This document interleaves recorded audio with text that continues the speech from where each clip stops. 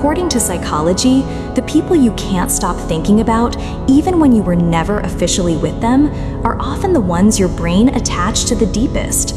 It wasn't the person, it was the possibility.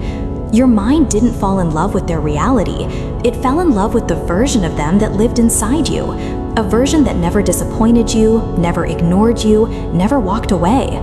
Neuroscience shows that imagined attachment activates the same brain pathways as real relationships. That's why it hurts the same, even though nothing ever happened. Your brain stored the memories of every conversation, every glance, every almost moment, and turned them into emotional evidence that feels impossible to erase.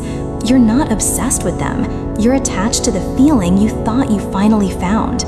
Psychology says this kind of attachment forms when someone gives you a glimpse of the love you've been craving for years, even if they were never truly yours. You're not weak for missing them. You're human. And healing starts the moment you realize you miss the story, not the person. Save this if it hit you. Someone else needs to hear it too.